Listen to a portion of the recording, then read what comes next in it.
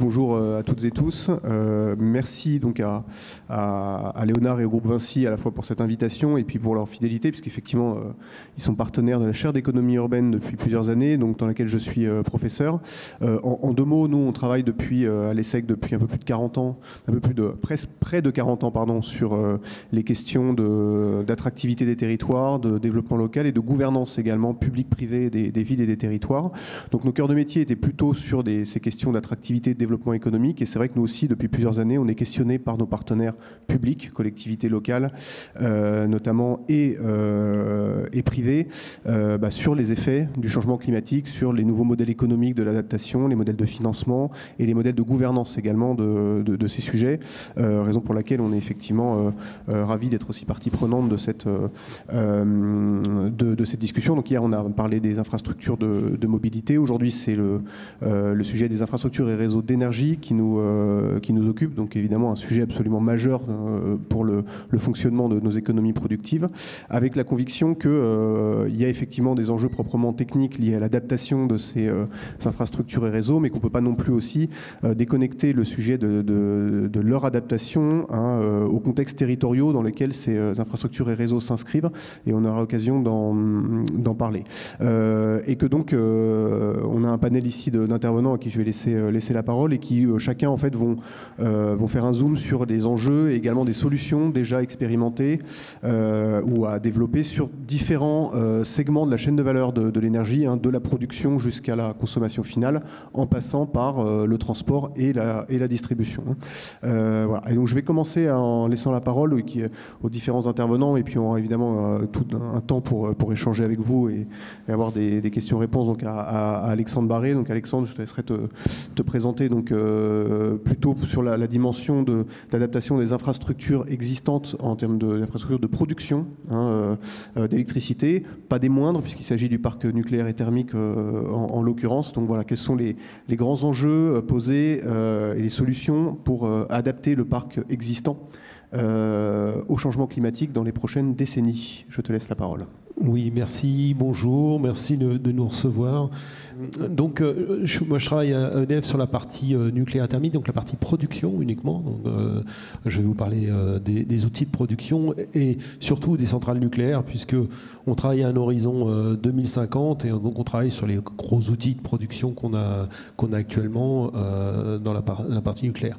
Il y a d'autres outils de production qui ont cette durée de vie dans nos installations, bien sûr les barrages en particulier qui ont des durées de vie aussi très très longues.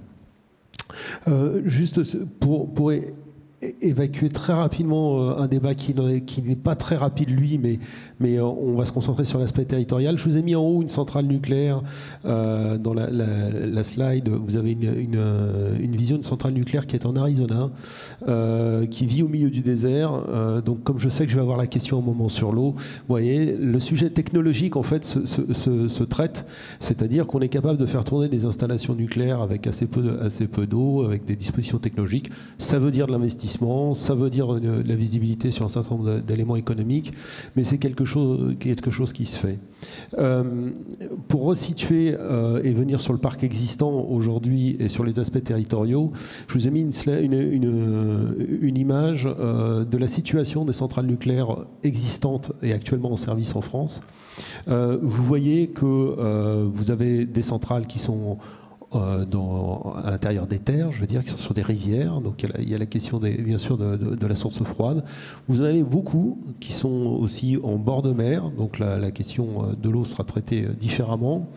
Et celles que j'ai entourées en rouge sont celles qui sont dans une partie du territoire français que les géographes connaissent bien, qui sont les territoires à faible densité de population. Et en fait, on a quasiment la moitié de nos sites qui sont dans ces parties-là, pour des raisons d'aménagement du territoire, pour des raisons historiques, qui fait que en fait, nos installations sont dans des territoires assez particuliers, puisque ce sont des territoires souvent ruraux. Vous avez, pour vous donner une image un peu de ce que c'est que ces installations, vous avez une usine avec plusieurs milliers de personnes qui y travaillent. Cette usine, à côté, vous avez une petite ville qui fait 5-10 000 habitants, et puis d'autres petites villes à côté qui font 5-10 000 habitants. Et globalement, le territoire dont on s'occupe quand on parle des centrales nucléaires, c'est un territoire qui fait 20-25 000 habitants. au milieu très souvent rural, avec des forêts, des champs, des choses comme ça autour. Donc on est dans un milieu particulier et on s'intéresse, nous, on se préoccupe beaucoup de l'adaptation de ce milieu-là au changement climatique. Pourquoi ? Parce que en fait, nos centrales, pour fonctionner, elles ont besoin de toute une série d'infrastructures. Au-delà de l'eau, elles ont besoin souvent de lignes ferrées pour amener les salariés, amener du matériel. Et si les voies ferrées fonctionnent mal, ça devient beaucoup plus compliqué de faire la maintenance, d'amener le matériel qui font plusieurs centaines de tonnes. Il faut bien pouvoir les déplacer. On a besoin d'amener les gens tous les jours, du personnel. Donc on a besoin de ponts, de routes qui fonctionnent. Et là, Vinci est un acteur important pour nous. On a besoin aussi de toutes les aménités que peuvent offrir les territoires aux personnes qui habitent autour, parce que si ça devient un désert autour, si tout le territoire n'est pas adapté, on ne va pas être en capacité de produire correctement.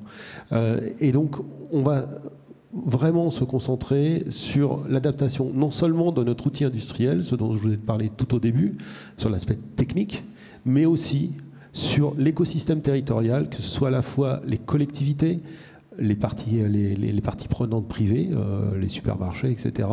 Mais aussi, bien sûr, notre chaîne de fournisseurs, qui, elle aussi, doit être adaptée, puisque nos fournisseurs doivent aussi être en capacité d'avoir des entrepôts qui tiennent aux aléas climatiques et aux nouvelles conditions de fonctionnement.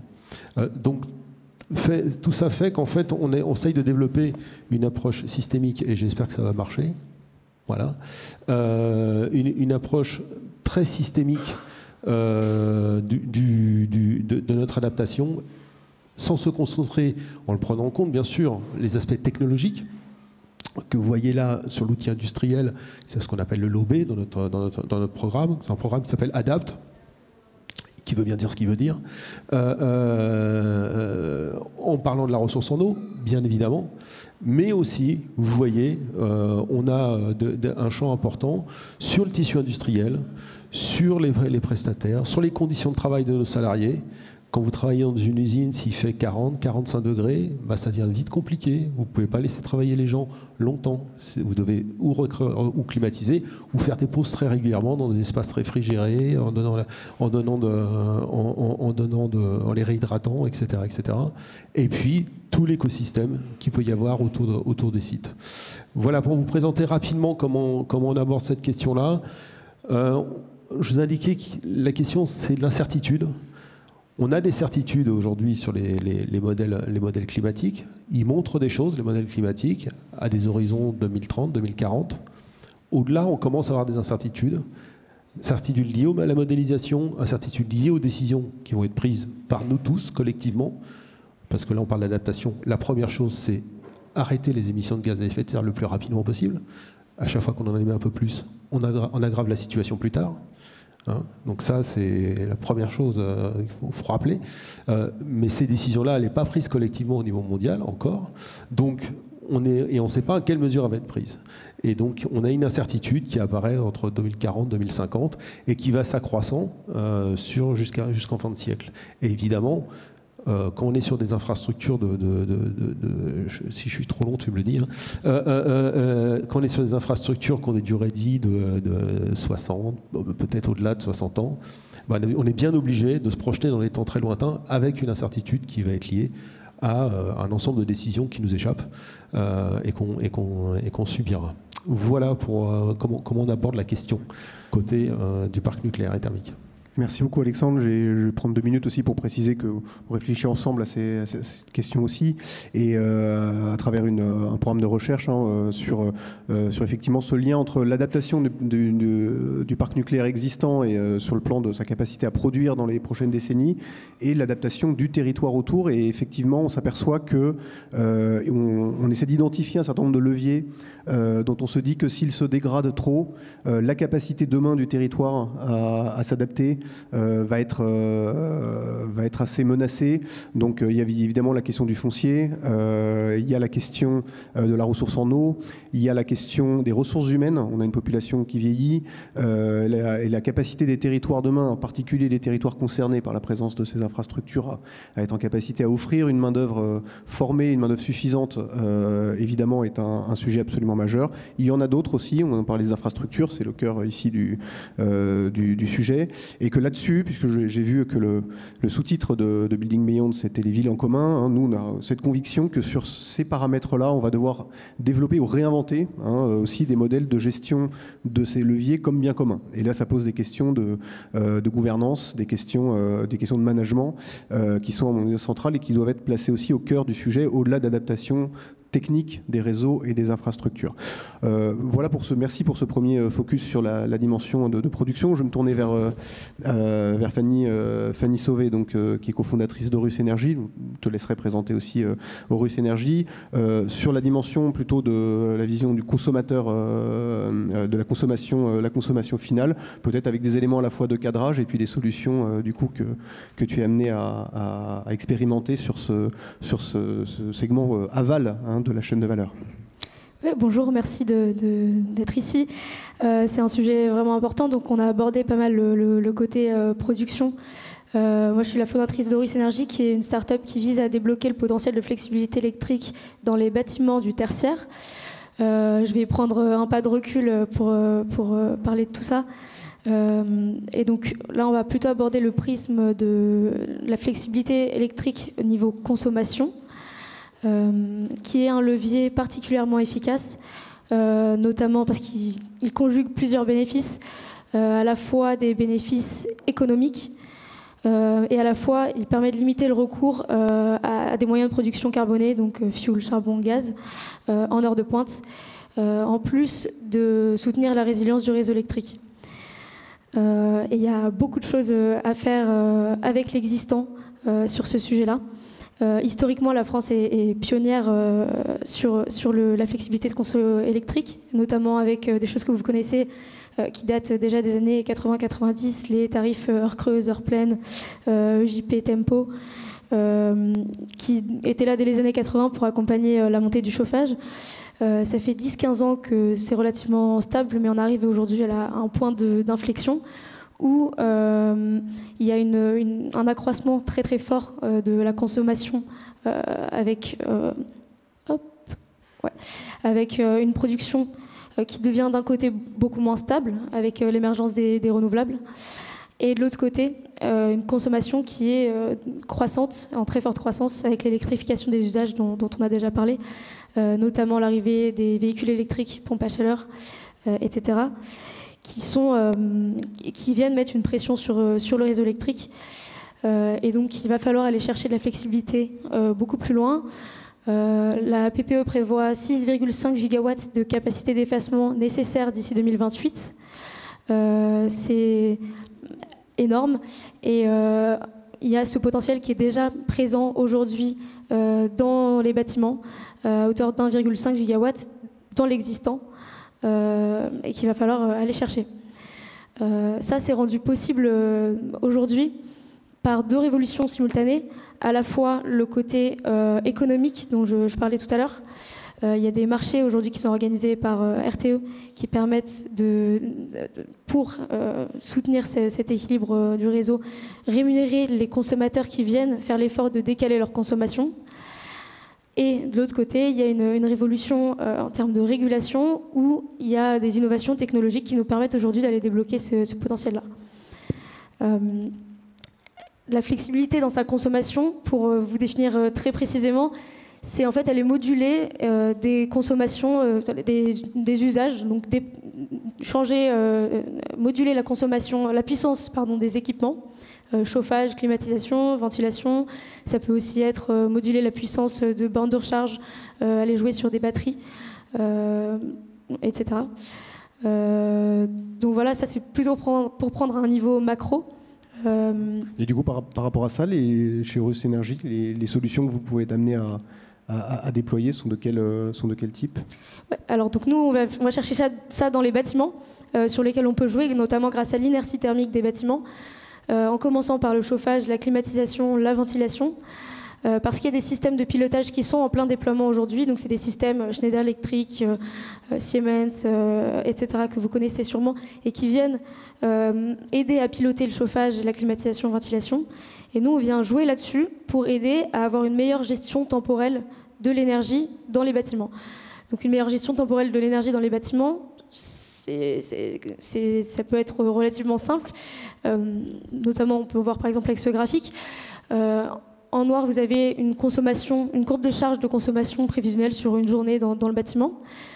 Ce qu'on peut faire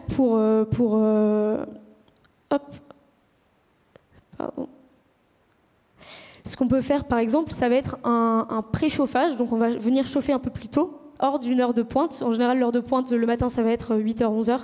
On vient faire un préchauffage dans le bâtiment pour pouvoir ensuite réduire le chauffage au moment de l'heure de pointe et donc consommer à un moment moins carboné, également moins cher, et donc éviter d'aller allumer des centrales thermiques. Ça a un impact très fort sur l'intensité carbone de pointe, c'est également rémunérateur et ça vient contribuer à la sécurité d'approvisionnement électrique. Donc nous, c'est ce qu'on fait aujourd'hui, on joue sur le chauffage et la climatisation et la ventilation, mais c'est un levier, il y en a plein d'autres, sur des bornes de recharge, sur des batteries, et c'est un premier levier qu'on vient chercher.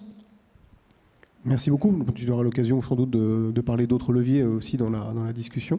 Donc évidemment, entre la production et la consommation, il y a évidemment toute la partie transport et distribution. Donc je me tourne vers toi, Nicolas. Donc Nicolas Héritier, donc tu es responsable marketing et développement chez Omexom. Peut-être aussi rappeler ce qu'est Omexom et puis peut-être nous partager aussi les types d'interventions que vous faites sur ces différents segments de la chaîne de valeur. Peut-être en commençant par le transport, du coup. Oui, bien sûr. Bonjour à tous. Donc, je vais représenter effectivement Omexom. Donc, nous sommes la marque de Vinci Énergie en charge des infrastructures d'énergie. Nous sommes 24 000 personnes. Nous intervenons dans 37 pays et avons un chiffre d'affaires de 5 milliards d'euros. Nous sommes constructeurs de ces infrastructures. Nous pouvons les construire, les concevoir et les exploiter suivant les besoins de nos clients. Nous sommes présents sur toute la chaîne de la valeur et nous intervenons donc sur la production, le transport, la conversion d'énergie également, la distribution et l'usage dans les villes et les territoires. Donc commençons donc par la production rapidement. On en a parlé tout à l'heure à travers différents exemples, mais je voulais revenir sur le photovoltaïque. Donc là, je vous présente une centrale assez classique qui est à côté de Bordeaux. Donc on voit les problématiques qui ont été mentionnées de foncier. C'est une centrale photovoltaïque, ça prend beaucoup d'espace. Ici, on est sur une surface de 70 hectares, par exemple. Et donc, des problèmes d'artificialisation des sols et de compétition sur le foncier, au moment où on va l'attribuer au mieux. Heureusement, il existe des solutions par rapport à ça. Et j'ai choisi cette photo-là exprès parce que ce qu'on ne voit pas, c'est qu'en fait, cette centrale, elle a été construite sur un site de stockage de déchets. D'accord ? Donc ça nous permet de donner une double vie, double usage à ce site, c'est un site qui est du coup impropre à l'agriculture, impropre à l'habitation et qui a un intérêt écologique assez faible du coup. Par contre, pour construire ce genre de centrale, c'est idéal, et donc ça permet d'avoir ce double usage. De la même manière, dans les solutions, on a également du photovoltaïque flottant. Donc là, c'est une centrale, cette fois, qui est dans les Hautes-Alpes, donc qui est construite sur un barrage hydraulique. Donc on a le double bénéfice de production d'énergie hydraulique et production d'énergie photovoltaïque. Et zéro artificialisation des sols. De la même manière, un autre exemple, cette fois on est à côté d'Aix-en-Provence, dans les constructions qu'on a réalisées, c'est une autre centrale photovoltaïque flottante sur un site d'une ancienne carrière. C'est une ancienne carrière qui a été inondée, sur lequel on construit ce genre d'ouvrage. D'accord ? Donc ça répond à cette problématique de foncier. Toujours dans les problématiques de foncier, une autre solution est ce qu'on appelle l'agri-PV. Donc là, on va construire des centrales photovoltaïques, plutôt que de les construire au sol, on va les construire dans ce cas-là à 5 mètres de haut. L'idée, c'est que ici, on est chez un vigneron, que l'exploitant puisse travailler, passer avec ses machines agricoles sans être perturbé par l'installation photovoltaïque. d'où les 5 mètres de haut. Quand on discute avec les vignerons, ils voient un certain nombre d'avantages à ce type de solution. Ces solutions qui peuvent... Alors on ne le voit pas bien sur la photo, mais ce sont des panneaux solaires qu'on peut incliner et régler en fonction des besoins. D'accord ? Avec des trackers, des systèmes de trackers. Donc ici, le vigneron peut faire différentes choses. Quand il fait trop chaud, il peut les mettre de manière à créer le maximum d'ombre pour son vignoble, donc éviter d'avoir des raisins qui sont trop sucrés et donc un vin trop alcoolisé. Il peut les utiliser aussi pour protéger sa vigne de la grêle. Il peut, à l'inverse, les utiliser pour protéger du froid également. Et donc, quelques degrés gagnés, quand on est juste à ce sujet de est-ce qu'on va geler ou pas et perdre sa production, c'est quelque chose d'important. Et puis, évidemment, il peut aussi vendre l'électricité qui est produite et avoir une ressource complémentaire, un complément de revenus. Donc, il y a un certain nombre d'avantages sur ce type de solutions. Ce qu'on voit également sur cette fois au second plan, c'est une éolienne. Donc on intervient également dans la production avec l'éolien. Donc une photo de comment sont des éoliennes assez classiques. Donc on va les construire plutôt sur des lignes de crête pour aller chercher le maximum de vent et pouvoir produire le plus d'énergie possible. De la même manière, si on veut vraiment aller chercher des vents forts et continus, on va aller évidemment en offshore. Donc c'est un peu le type de fermes éoliennes qui sont construites. Alors, un petit mot sur ces sujets-là que vous donnez pour avoir une idée de la taille des machines, de quoi on parle. Les machines aujourd'hui, ces éoliennes, elles peuvent faire de manière assez classique 200 mètres de haut. Donc 200 mètres de haut, pour que vous visualisiez bien, c'est la hauteur de la tour Montparnasse. D'accord ? Je vous laisse voir la tour Montparnasse. Si vous mettez une éolienne à côté, c'est à peu près la même hauteur. Les plus grosses machines aujourd'hui, par exemple les machines que construit Vestas, sont des machines qui peuvent produire 15 mégawatts en termes de capacité de production et qui font 280 mètres de haut. 280 mètres, pareil, je vous laisse visualiser, on n'est pas loin de la hauteur de la Tour Eiffel. D'accord ? Et évidemment, les prochaines générations dépasseront cette hauteur-là. Donc, vous comprenez bien qu'on n'a pas envie d'avoir ce type de machine dans notre jardin. Par contre, on en a besoin pour générer la quantité d'énergie renouvelable dont on a besoin pour le quotidien et pour les challenges généraux. Une fois qu'on va chercher et produire cette énergie effectivement loin de nos habitations, en mer, le problème, c'est c'est pas là où on habite, et donc il faut effectivement les transporter. Donc la deuxième étape, c'est le réseau de transport. Donc voilà une photo à quoi ressemble un réseau de transport. Tout à l'heure, on a donné l'exemple de l'Allemagne, qui effectivement investit massivement dans l'éolien, et donc dans la mer du Nord. Les populations sont plutôt dans le sud du pays, et donc ils ont un sujet pour construire toutes ces lignes. Et donc ils ont des investissements conséquents, on parle de plus de 200 milliards d'euros sur les 14 ans à venir, avec un enjeu de construire 21 000 km de lignes haute tension. 21 000 km, ça fait quand même une belle distance. D'accord ? Donc c'est de ça dont on parle derrière les lignes de transport et l'adaptation à la transition énergétique. Sur ces parcours, évidemment, on n'est pas toujours sur des lignes, des endroits faciles, et on doit parfois déplacer des obstacles. Et donc là, on est dans les Alpes où effectivement, il faut être capable d'avoir ce genre de solution. On est aussi sur d'autres horizons. Ici, on est au Maroc, cette fois, où on est dans le désert, et vous voyez bien la profil, comment la ligne de transmission part sur des distances importantes. Une autre photo de conditions sur d'autres géographies. Cette fois, on est au Moyen-Orient. On est sur un sujet d'interconnexion entre 6 pays. On part du Koweït, on traverse l'Arabie Saoudite pour rejoindre le Bahreïn, le Qatar, les Émirats Arabes Unis et aller jusqu'à Oman. Donc là, on est pareil sur des milliers de kilomètres. C'était un projet sur lequel on est intervenu. Aujourd'hui, il y a une deuxième phase pour venir ensuite connecter l'Irak. Donc c'est vraiment des sujets importants et des distances remarquables. Sur la partie transport, on est sur des hautes tensions. Donc là, on parle globalement en Europe, on est autour de 400 kilovolts, 400 000 volts. Sur d'autres pays comme le Canada, on va encore plus haut, on est à 750 000 volts. Donc on a besoin, pour monter aussi haut en tension, d'avoir des systèmes de conversion d'énergie, donc des sous-stations. Voilà, un type de sous-station. Un autre type de sous-station, cette fois en courant continu. Donc ça, c'est plus utilisé pour les interconnexions et pour les champs éoliens offshore. Vous voyez un peu la taille du matériel. Donc c'est quand même des organes très impressionnants. Si on poursuit, on bascule ensuite sur la partie distribution. Une fois qu'on a fait la production et le transport, on va le distribuer pour aller au plus près des usagers. Et donc, cette partie-là, on est, après avoir fait les autoroutes de l'énergie pour transporter cette énergie, on arrive plus sur la partie, on va dire, si vous regardez cette image-là, sur les nationales et les départementales pour aller vraiment diffuser l'énergie au plus près des usages. Donc là, on est effectivement plutôt sur on est plutôt sur une zone rurale, et donc il faut effectivement aller jusqu'au bout.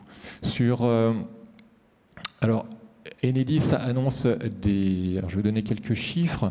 On est sur 1,4 million de kilomètres sur le réseau de distribution en France. Voilà ce que ça représente. Et 1,4 million de kilomètres, vous avez bien une idée, c'est 35 fois le tour de la Terre. D'accord ? Donc on est vraiment sur des dimensions spectaculaires et voilà les objets dont on parle.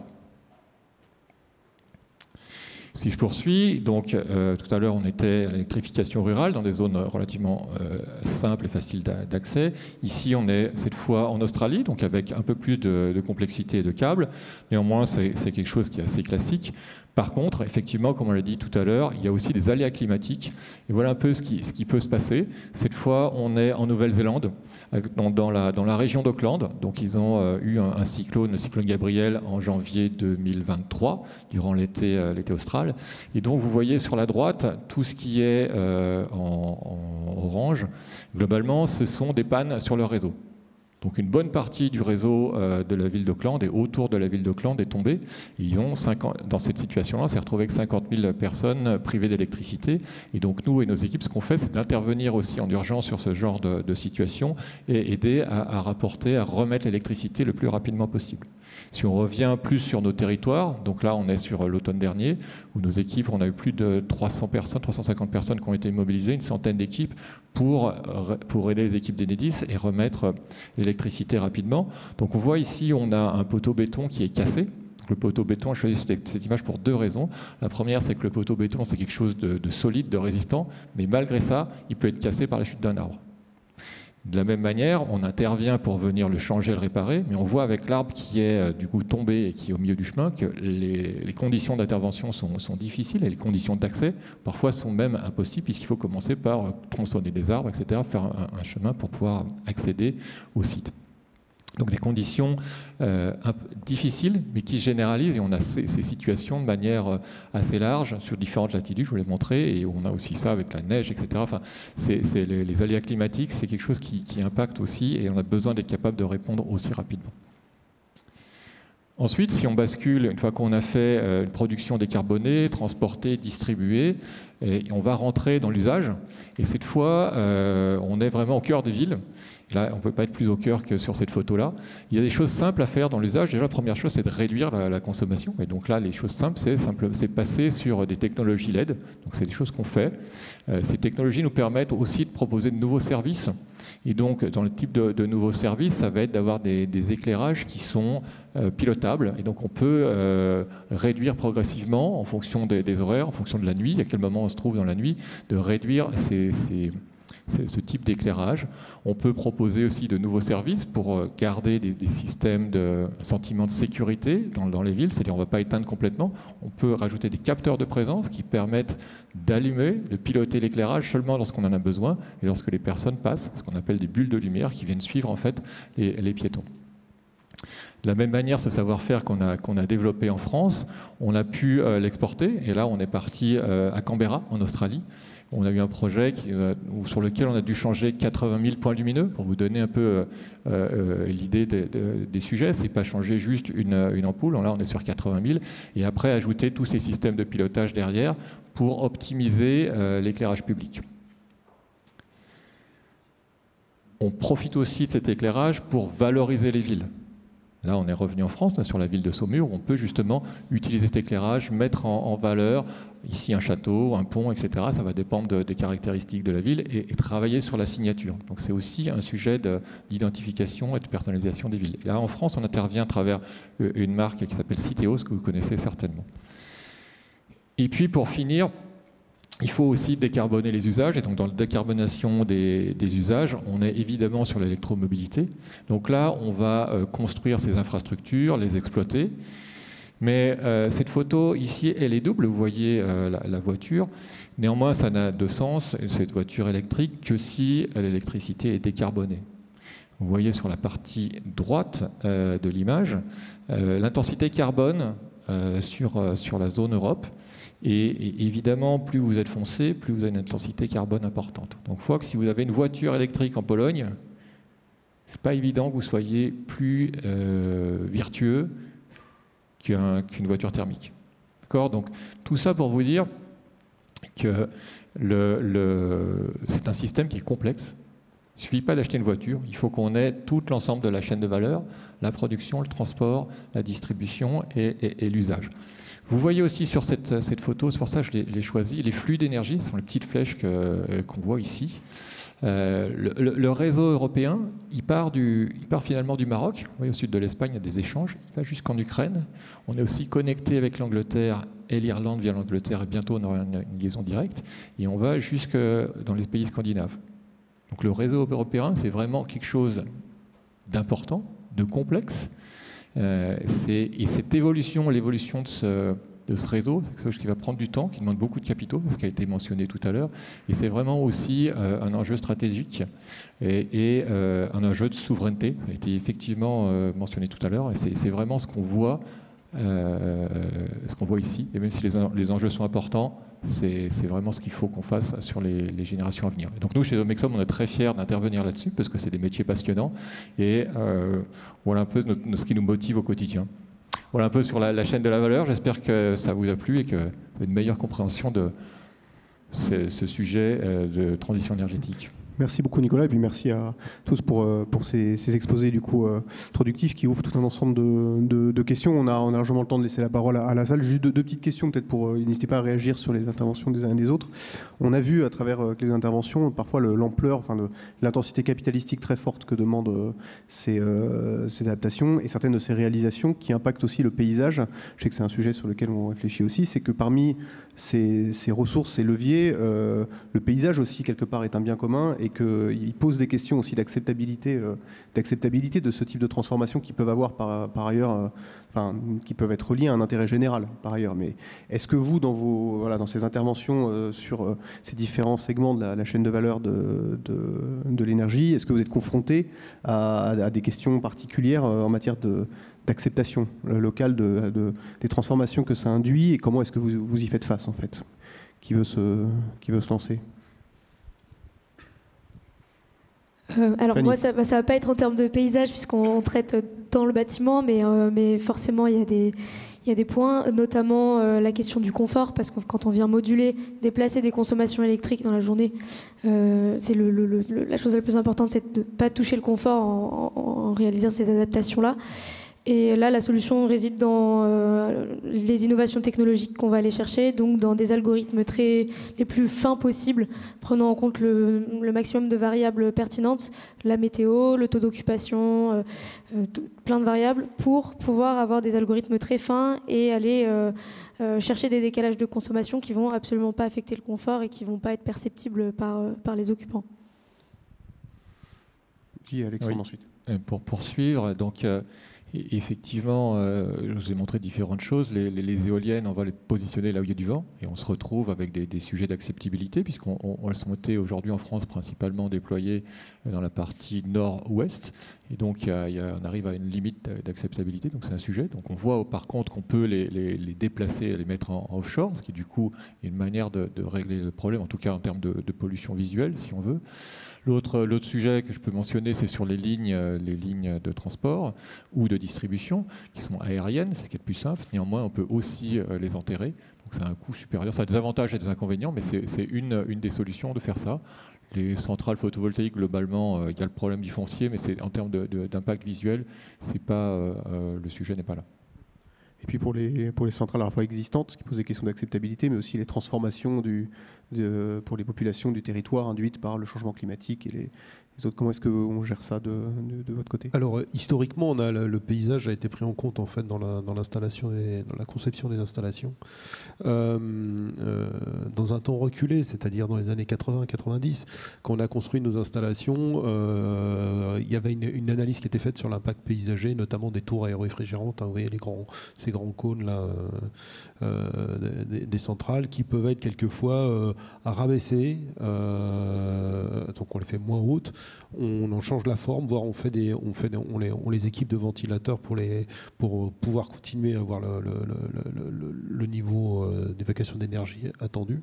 Alors on perd en performance économique, mais c'est la condition quelquefois pour les installations pour préserver par exemple le paysage, la vue depuis le château de Chambord. Les aéroréfrigérants qui sont dans la centrale qui est à côté sont plus bas pour préserver la vue depuis le château de Chambord. C'est-à-dire que les gens pour pas que ça vienne impacter l'activité touristique en fait qu'il y avait sur le château de Chambord dans les années 80 et encore maintenant, bien sûr, il y a encore cette activité touristique.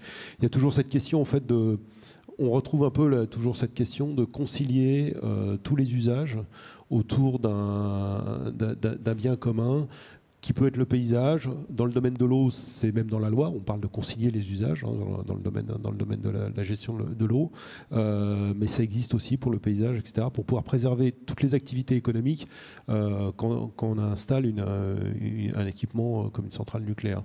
Alors bien sûr, on a aussi un impact positif, c'est-à-dire qu'on va développer de l'activité économique, mais déjà, quand on conçoit l'installation, on essaye de ne pas dégrader la situation économique locale. Du coup, ma deuxième question, puis je laisserai la parole à l'audience pour des questions, même si moi j'en ai d'autres, hein, rassurez-vous. Il y a la question effectivement qui a été mentionnée hein, par messieurs Huillard et Péchazi, c'est celle du financement, qui est absolument majeure, et on voit l'ampleur, l'intensité des investissements qu'il va falloir consentir pour adapter ces réseaux et ces infrastructures. Ça interroge aussi les modèles on va dire traditionnels de calcul, de coûts d'actualisation, de choses qui ne sont pas aujourd'hui prises en compte dans les modèles économiques, qui sont un certain nombre d'externalités positives, négatives, le coût de l'inaction, le rapport au temps. Vous, dans vos expériences respectives, est-ce qu'il y a des éléments intéressants d'expérimentation sur des nouveaux modèles de financement? On a parlé de partenariat public-privé, ce qui peut vouloir dire aussi beaucoup de choses. Est-ce qu'il y a des exemples particulièrement intéressants que vous expérimentez en termes de mode de financement qui serait intéressant à partager? Déjà de façon macro, on en a parlé, mais parce que moi j'abordais vraiment la partie précise sur les bâtiments, mais il y a évidemment des investissements très très importants qui vont être nécessaires. C'est l'Agence internationale de l'énergie qui dit qu'il faut d'ici 2040 investir dans plus de 80 millions de kilomètres de lignes électriques à remplacer ou ajouter. Donc c'est colossal, donc ça c'est une grosse partie. En termes donc ça c'est des investissements purs, mais en termes de nouveaux modèles économiques, ce qu'on voit aujourd'hui apparaître et ce que nous on développe notamment, c'est des modèles économiques avantageux pour les consommateurs. On va travailler on vient faire le pont entre le réseau électrique et les bâtiments, pour non pas leur apporter uniquement des réductions sur leurs factures en faisant de l'optimisation énergétique, mais venir leur permettre d'obtenir des rémunérations pour l'effort de déplacer des consommations. Donc ça, c'est des marchés qui sont organisés par RTE, mais c'est des nouveaux modèles qui sont en train d'apparaître, qui existent dans l'industrie depuis une quinzaine d'années, et qui sont en train d'apparaître dans le tertiaire et dans le résidentiel et qui vont permettre de venir rémunérer les gens pour qu'ils consomment à d'autres moments, qui viennent recharger leur véhicule électrique à une autre heure, qui viennent consommer à un autre moment. Donc ça, c'est des nouveaux modèles qui viennent émerger. En complément, je dirais que la difficulté, donc, la partie financière, c'est un sujet. Il y a des solutions, on a mentionné, Xavier Huillard en a mentionné quelques-unes, en disant effectivement, déjà on voit effectivement qu'il y a des investissements au niveau de l'État, au niveau de l'Union européenne qui sont massifs, on parle de centaines de milliards d'euros, donc il y a une vraie volonté politique, ça c'est important. Après il y a des solutions en partenariat public-privé qui peuvent compléter, et ce que je dirais c'est que la vraie problématique ou le goulot d'étranglement, je ne suis pas sûr que ce soit au niveau financier. On a aussi des sujets de fond qui sont des ressources. Parce que pour réaliser tous ces changements, toute cette transition, effectivement, il faut de l'argent, mais il faut aussi du monde. tous les acteurs de la chaîne de la valeur, tout le monde recherche, recrute, parce qu'on a besoin de personnes pour construire. C'est surtout des ressources humaines, en fait. Les ressources humaines. Mais pas que. On a les ressources humaines pour construire, mais on a aussi besoin d'avoir tous les matériaux qu'il faut, les transformateurs, etc., les câbles, les lignes. Et donc, l'enjeu, il est plus large que le financement. Le financement est un des sujets, mais je pense qu'on peut trouver des solutions sur celui-là, trouver du monde, les former. C'est beaucoup plus compliqué, sachant que c'est un phénomène qui est mondial, en fait. Et donc, on peut même pas, nous qui sommes dans 37 pays, on peut même pas jouer là-dessus. Parfois, suivant les sujets, on peut dire on se prête de la main-d'œuvre. Là, c'est pas le cas, puisque tous nos pays, toutes nos équipes sont saturées, en fait. Donc le problème de ressources, d'engins et de matériel, il est à mon avis. Ce qui va d'ailleurs quelque part amener aussi à une réflexion sur la gestion des ressources humaines comme bien commun et donc évoluer et donc mutualiser. Et donc ça interroge aussi le contrat de travail, enfin la manière dont on va travailler dans les prochaines décennies, très probablement. Alexandre. Oui, sur le financement, je crois qu'il ne faut pas le réduire à la question au financement par le maître d'ouvrage. Alors où est-ce qu'il fait un partenariat public-privé ou je sais quoi, montage. Alors côté nucléaire, évidemment, c'est un peu particulier. Vous savez bien, il y a toute une histoire de tarification, de la valorisation de l'énergie sur les marchés, etc. Donc nous, c'est comme ça qu'on se finance. On vend de l'électricité et on finance nos investissements comme ça. C'est assez basique. Mais c'est pas tout à fait simple non plus. Mais je pense que si on résout cette question-là, on n'aura pas résolu toute la question du tout. Parce qu'une fois qu'on a mis à niveau les centrales nucléaires, une fois qu'on a mis à niveau les lignes électriques, une fois qu'on a mis à niveau peut-être les bâtiments tertiaires, il reste les écoles, les stations d'épuration, les lignes de chemin de fer, les habitations de tout le monde. Il reste énormément de choses. Et donc là, on a une question qui est beaucoup plus globale, qui est le fait que ça va demander des investissements massifs chez les grosses gestionnaires d'infrastructures, bien sûr. Mais pour que les infrastructures fonctionnent, il va falloir que l'ensemble du tissu économique investisse également. Parce les infrastructures, elles ne vivent pas toutes seules. Elles vivent avec des ressources humaines qui ont des maisons, des enfants qui vont à l'école, etc., etc. Et qui doivent se déplacer, etc. Et donc, c'est l'ensemble du tissu du pays, du tissu économique, qui va devoir investir, va faire un step d'investissement qui va se poursuivre sur plusieurs dizaines d'années. Et la grande question, quand on regarde un peu de loin, c'est comment on va faire pour rediriger de l'argent qu'aujourd'hui on investit dans certains points vers ces activités-là, qui vont être ces travaux-là, qui vont être essentiels, mais dont l'utilité n'est pas forcément immédiate vue de maintenant. Et le signal économique n'est pas là. C'est-à-dire que autant un Vinci, un EDF, un SNCF ou d'autres gros industriels comme ça, on a des directions de la stratégie, des directions de marketing, des gens qui voient à long terme et qui nous disent attention, il y a ce sujet-là qui va apparaître et vous devez vous préparer maintenant.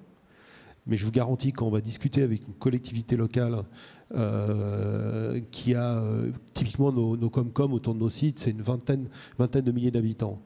20 000 habitants, c'est 20 établissements scolaires. S'ils veulent être prêts en 2040, il faut qu'ils commencent maintenant, en faisant une par an. Regardez, est-ce qu'ils ont les sous, les plans, est-ce qu'ils savent quoi faire? Rien. Ils n'ont rien aujourd'hui. Ils n'ont rien. Donc en fait, c'est toute cette mise en route de l'économie française qui doit se mettre en place, qui va devoir mobiliser les capitaux, qui est déjà un peu limite. C'est-à-dire que les gens, on ne peut pas dire qu'ils roulent sur l'or et qu'ils aient tous beaucoup d'argent. Donc il va falloir qu'ils redirigent de l'argent sur des activités qu'ils avancent vers d'autres. Et donc il y a toute la question de l'activité productive. Alors Edouard, il va rigoler parce qu'on en parle souvent. C'est comment on relocalise de l'activité productive localement aux endroits où il faut faire des investissements. C'est-à-dire comment on fait pour ramener de l'argent dans ces territoires-là et pas ramener de l'argent sous forme de subvention, sous forme d'activité économique. D'où la question particulièrement importante de Xavier Pietraszewski en disant il faut réindustrialiser, il faut que l'industrie des réseaux soit aussi en France, parce que si l'industrie des réseaux est en France, c'est de l'argent qui ne sort pas. Alors lui il disait en Europe, déjà en Europe ça serait bien, mais en France ça serait encore mieux, c'est de l'argent qui ne sort pas du périmètre de notre circuit économique, et donc c'est de l'argent qu'on va pouvoir utiliser pour ces travaux qui vont être essentiels et qu'on va tous devoir faire. Et donc, au-delà des grosses gestionnaires d'infrastructures comme nous, qui trouveront des moyens de se financer, le tissu en lui-même du pays, il faut qu'il monte en gamme. Et cette montée en gamme, il va falloir la financer.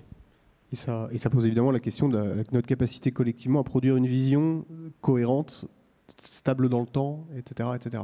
Tu voulais dire quelque chose et puis après on laisse... Oui, juste un mot. Je partage complètement ce qui vient d'être dit. En fait, combien nous coûte notre dépendance aujourd'hui, dépendance énergétique. En fait, on ne sait pas vraiment la chiffrer ou on ne la regarde pas, mais ça nous coûte des milliards d'euros. Et donc c'est une manière aussi de financer tout en réduisant le risque. Et donc c'est un investissement, vraiment un investissement d'avenir. Très bien, merci. Et puis on peut laisser la parole à la salle pour des questions à nos intervenants, s'il y en a. Bonjour, Benoît Vercherin, ingénieur. Pour EDF, j'aurais aimé savoir quelle est la place que vous mettez pour les SMR nucléaires. Alors les SMR, moi je suis sur le nucléaire existant, hein. Je suis pas sur, donc je suis pas forcément la personne la plus au fait de ces questions-là. On a une filiale qui développe des SMR. Aujourd'hui, c'est pas les modèles qui sont les plus avancés en termes de conception. Donc on avance sur le modèle industriel qu'on connaît aujourd'hui, qui sont les EPR. EPR Flamanville, comme celui qui va démarrer bientôt, puis les EPR 10.2, qui sont des générations suivantes. Ce qui n'empêche pas d'investir effectivement en termes de développement sur un modèle de SMR qui s'appelle le New World.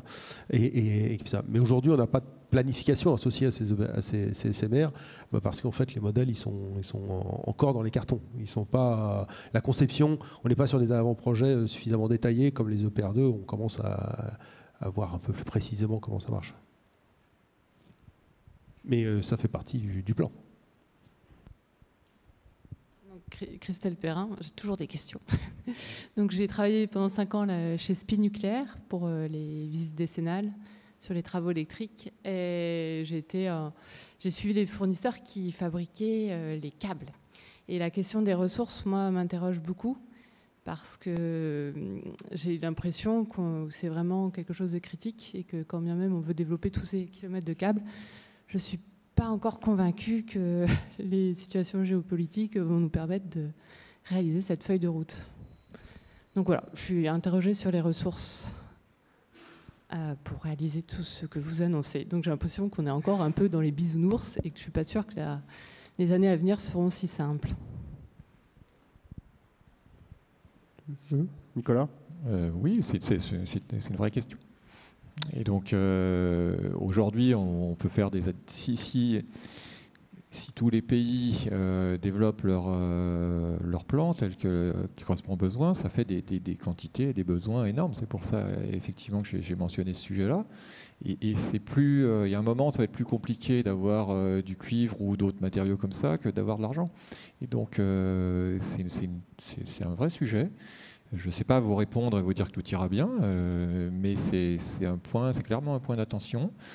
C'est aussi, ça a été mentionné tout à l'heure, aussi sur la capacité de produire certains matériaux. On a mentionné les panneaux photovoltaïques qui sont aujourd'hui clairement maîtrisés et fabriqués pratiquement uniquement par les Chinois. Et donc, notre souveraineté, on a aussi ce sujet-là, comment on réindustrialise et comment on se réapproprie et on redéveloppe notre production. Et ça fait aussi partie de la problématique, et c'est pour ça que c'est vraiment un sujet qui est très large et très complexe. Et la partie financière est peut-être la plus simple, même si elle est complexe.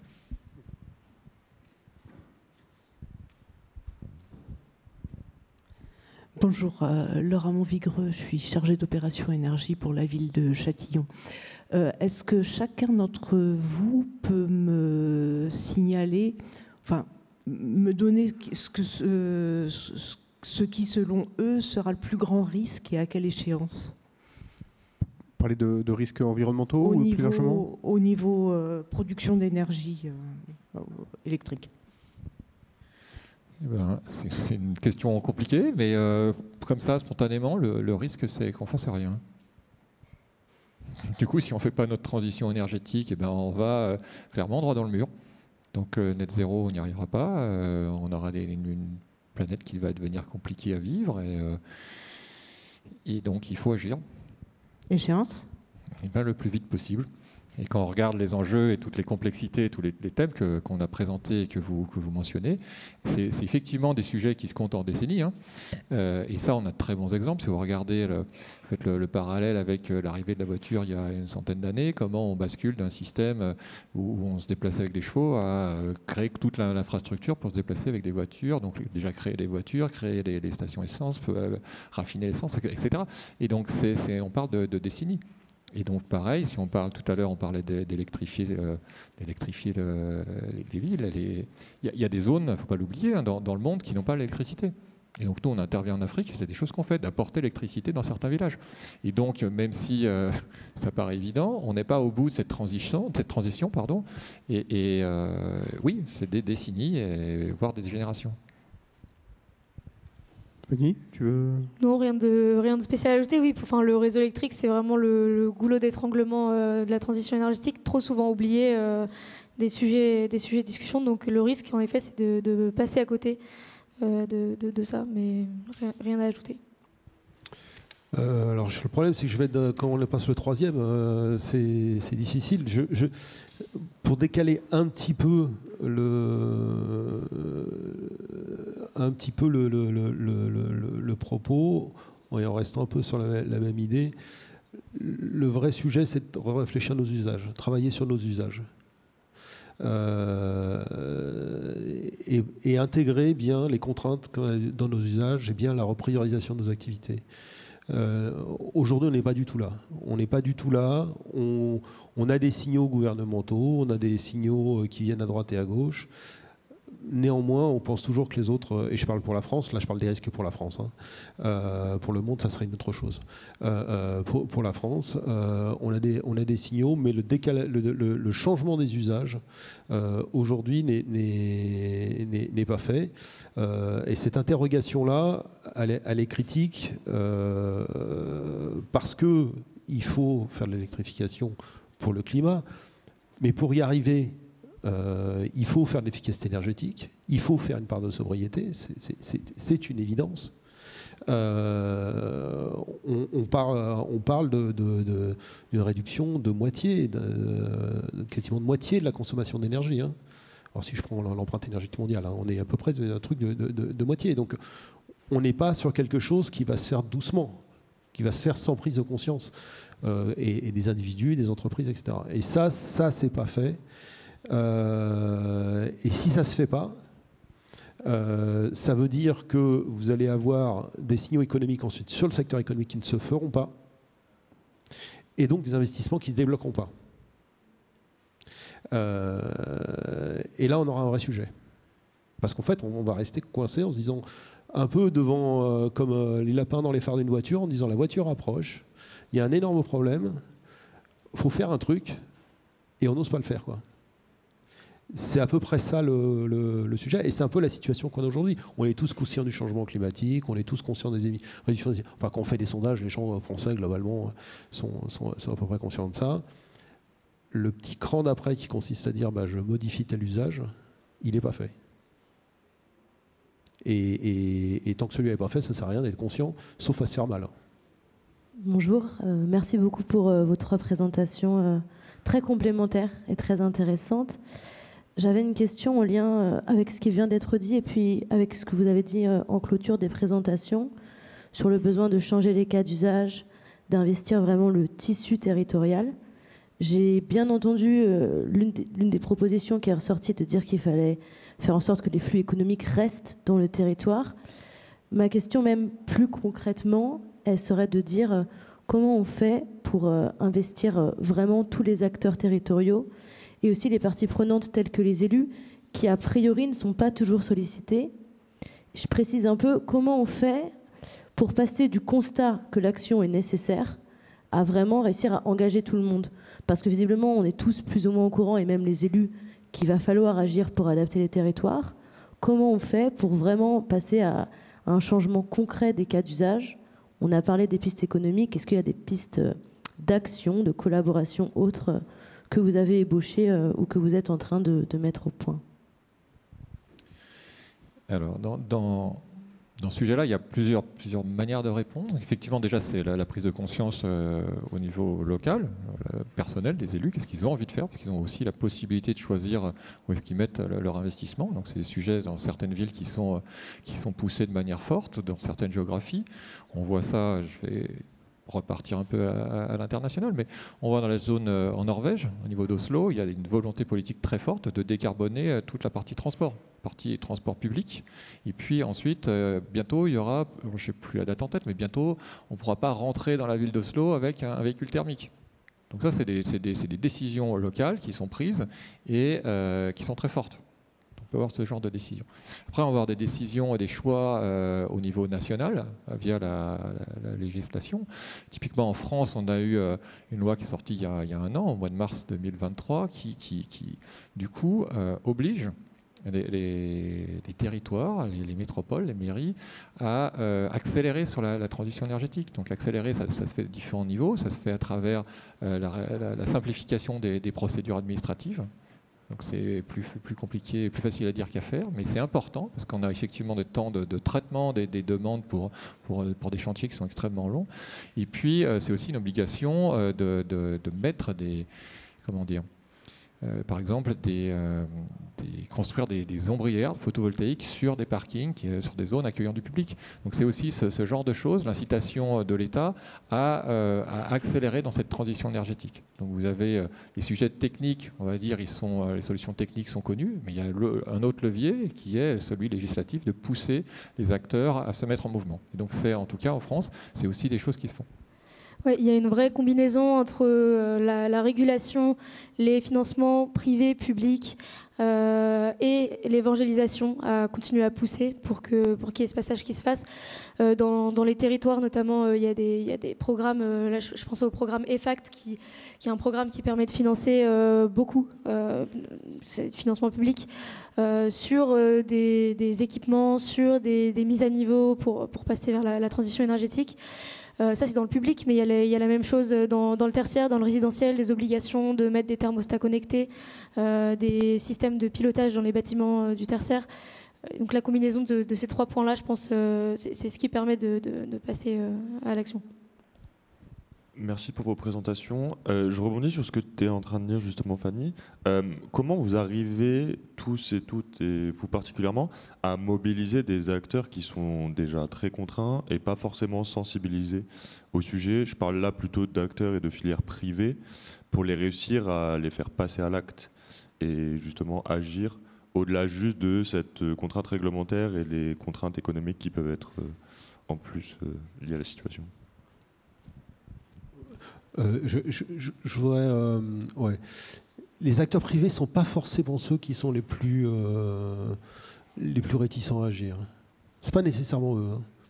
Ça peut être les pouvoirs publics, locaux.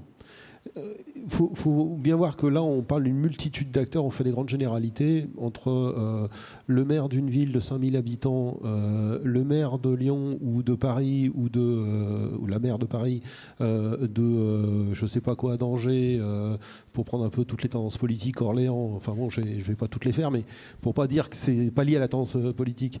Un ministre, un député... et un chef d'entreprise d'une PME, un petit artisan ou le PDG de Vinci, on est sur des acteurs qui ont accès à un niveau d'information totalement différent, qui sont dans des horizons de vue d'action totalement différents. Donc c'est difficile de faire une généralité. Après, les acteurs privés, pour peu qu'ils aient l'information, s'ils sont assez gros, on arrive à les faire bouger par des leviers économiques. Parce qu'ils sont drivés par l'économie. Et donc, typiquement, je laisserai ma voisine compléter, puisque là, c'est une incitation économique, ils gagnent de l'argent à le faire. Donc, ils vont faire de l'effacement. Ils sont assez rationnels, c'est des acteurs assez rationnels.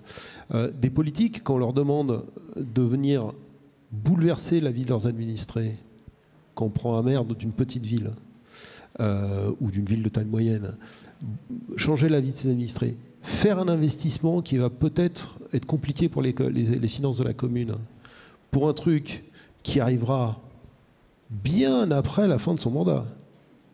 Bien après. où il y a peut-être la moitié de sa population qui n'y croit pas d'ailleurs. Et lui-même, il n'est peut-être même pas forcément convaincu. C'est plus compliqué.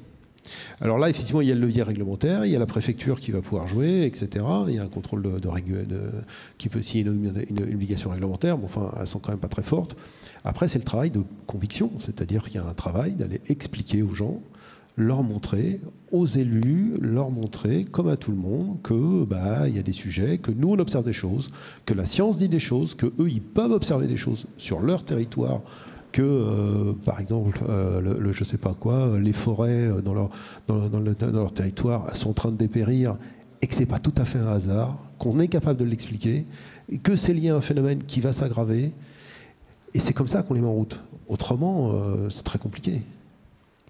Oui, en effet, nous, ce qu'on voit tous les jours, c'est qu'il faut trouver quel est le driver de chaque personne dans ces différentes typologies d'acteurs. C'est principalement le driver économique à chaque fois, ou la régulation. Donc on se sert de ça pour passer par la fenêtre et pour aller chercher, pour aller derrière prouver qu'il y a plein d'autres valeurs à aller chercher pour résoudre tous les problèmes liés à la transition énergétique. Mais donc on est obligé de passer parfois par la fenêtre, un peu en cheval de Troie pour pouvoir réussir. Mais c'est le driver économique en général. Bien, fait signe qu'on arrive au bout. Merci beaucoup d'avoir partagé ces éléments. Je pense que je partage ce qui a été dit. C'était très complémentaire, effectivement, vos interventions.